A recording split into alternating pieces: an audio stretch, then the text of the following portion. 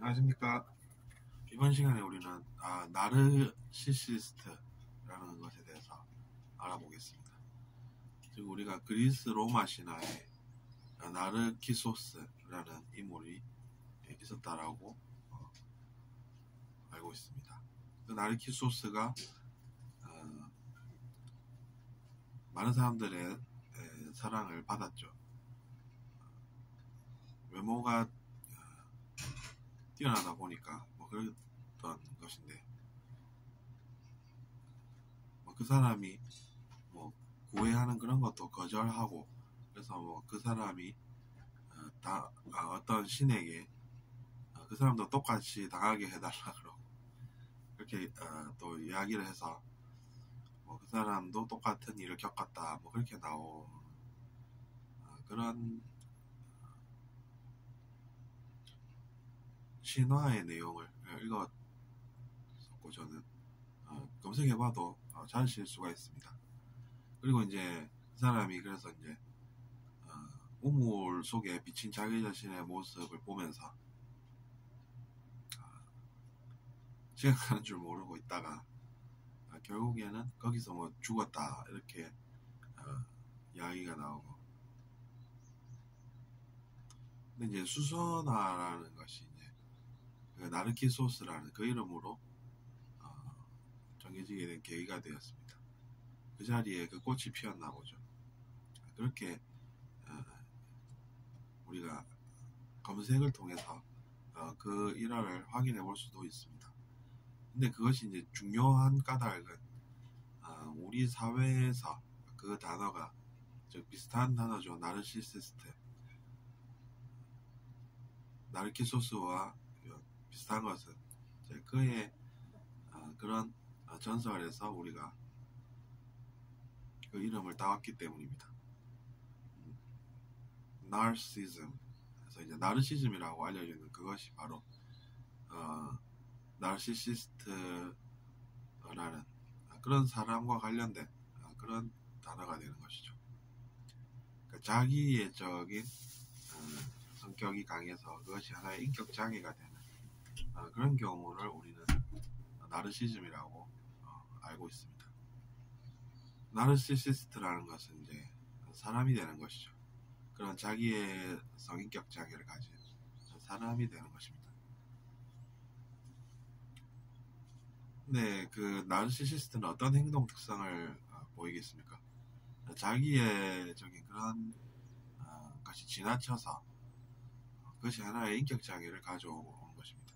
한마디로 자기중심적인 그런 사고를 하는 사람이 된다는 것이죠.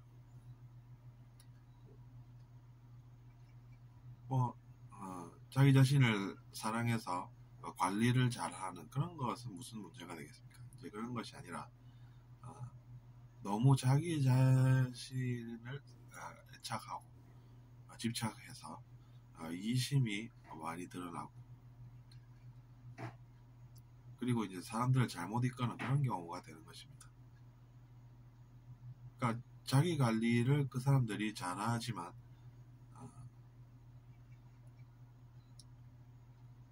그것만 가지고 그를 훌륭한 인물이다라고 이야기하기는 어렵다는 것이죠.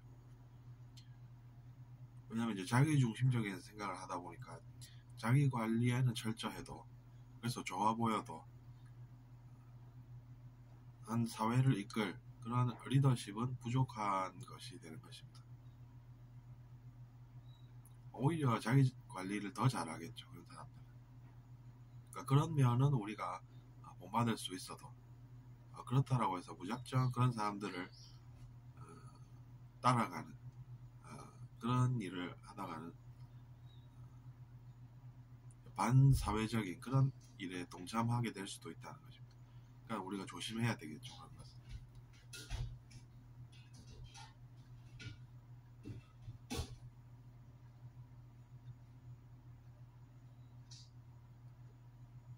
소시오패스는 어떤 것입니까? 소시오패스는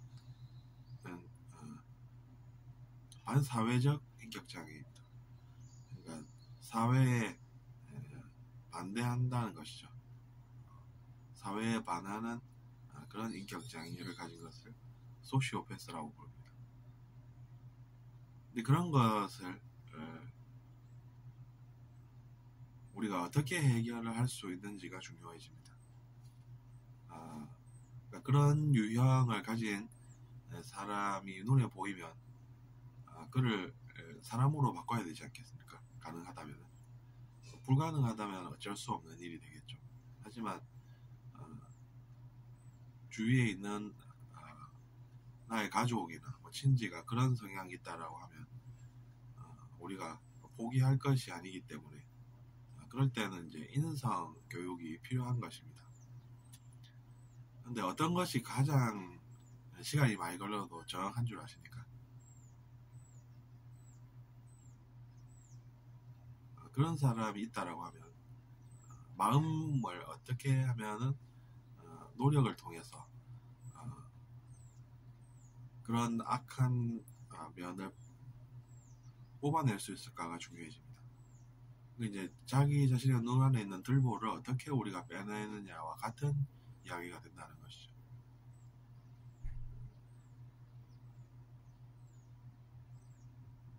왜냐하면 타락시키는 그러한 유형의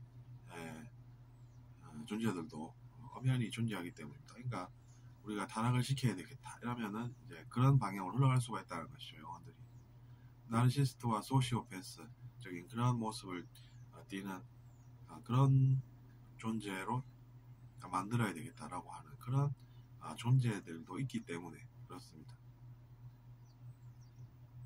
그러니까 우리가 그런 것들을 막아야 하는 것이죠.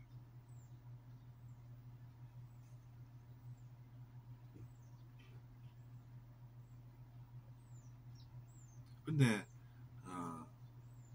그런 존재들이야 우리가 포기하고 사는 건 아니겠습니까? 그 사람들은 악을 행해서 성공했다라고 하는 그런 신념이 있는 사람들입니다. 그러니까 우리가 뭐 어떻게 할 수가 없는 것이죠. 하지만 이제 그런 존재들에 의해서 그런 타락시키기나 혹은 자기네 편으로 만들려는 그런 시도를 막아야 하는 것입니다. 왜냐면 그들도 똑같은 방식으로 즉 우리가 뭔가를 좋은 것을 줄 테니 너는 우리를 따르도록 그렇게 하자 이렇게 좋은 것을 주면서 접근을 한다는 것이죠. 그러면 그것을 받았으니까 나는 저 사람에게서 뭔가 좋은 것을 받았어. 그러니까 내가 저 사람들을 따라야 되겠어. 계속 줄 거잖아. 이렇게 생각을 한다는 것이죠. 그러면서 이제 자기 자신의 영혼은 피폐해져갈 그런 길을 가게 되는 것입니다.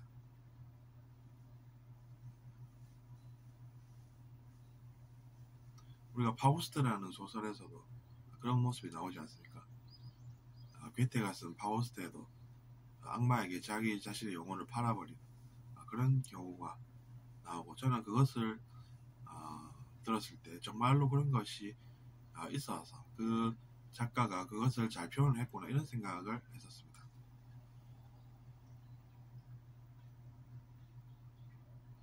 그러니까 우리 사회가 어떤 방향으로 나아가야겠습니까? 주변에서 뭔가 좋은 것을 준다고 해서 그 사람들을 따라갔다가는 나중에 자기 자신의 영혼이 어떻게 될지 모른다. 그것을 알아야 하는 것입니다. 왜냐하면 그 사람들이 처음에는 친절하게 나오기 때문입니다. 처음에는 부드럽고 웃으면서 뭔가를 제공하고 우리를 따르면 이런 혜택이 옵니다. 이렇게 시작을 하기 때문입니다. 많은 혜택을 주지요. 이렇게 시작을 한다는 것이죠. 근데 그것도 자기 자신의 욕심으로 시작하는 것이기 때문에 나중에 그것이 잘 안되면 전에 우리한테 받은 거 잊지 않냐면서 그때는 또 돌변해서 괴롭히기 시작을 할 것이라는 그 사실을 알아야 하는 것입니다. 그러니까 아무리 그 사람의 행동이 나에게 좋은 것 주고 그리고 인상이 선해 보이고 가식으로 그렇게 행동을 하고 또 행동이 아무리 쳐다봐도 부드럽고 나를 배려하는 것 같고 그래도 이제 그것이 실상을 알고 나면 목적을 위해서 그렇게 하는 것일 수 있다는 그런 생각을 할 줄 알아야 된다는 것입니다.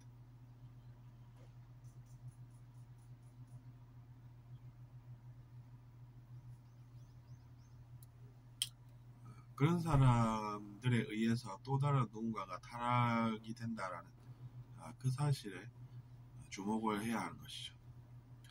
그래서 이번 시간에 제가 저번 시간에 부드러운 행동 속에 숨어있는 악에 이어서 또 부연 설명을 드린 시간을 가져보았습니다. 잘 들으셨다면 좋겠습니다. 구독 부탁드리겠습니다.